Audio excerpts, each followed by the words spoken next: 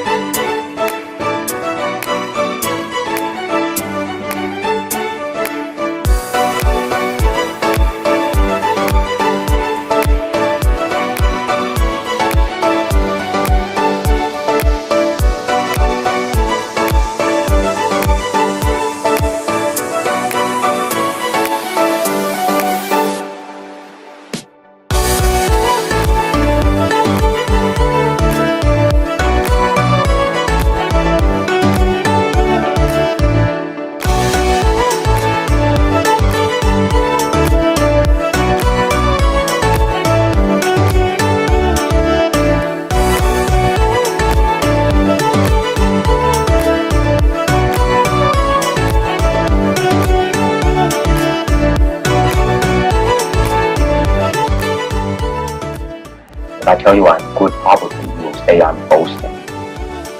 But if I tell you I'm no good, you know I'm lying.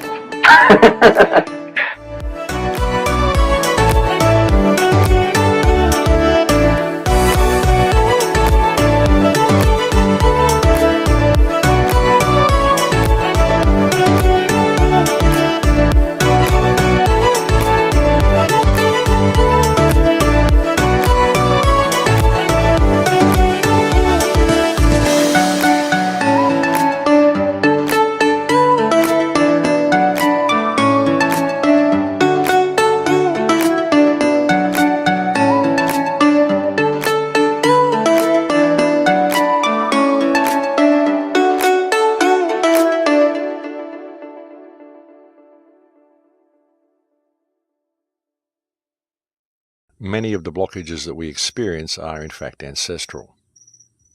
And the way you can put this into some sort of perspective is to truly understand what your body is made of. I mean, your body is 85% water, in fact more in some cases, but most people are around 85% water, and water has memory. And what are you? You were created, you are a product of the combined waters of your parents. And they are a product of the combined waters of all of their ancestors all the way down the line. And water has memory. That's the thing. The waters that created you, the combined waters of your parents, contain all the memory of all the experiences that your parents went through. All the emotion, all the emotional blockages, everything they experienced, everything they saw, everything they know is encoded in the water in their bodies. And it's the same for every ancestor all the way down the line. And you are a product of the combination of all of those waters, all of which contains all the memory of all of the experiences of those who came before, who created those combined waters that created you.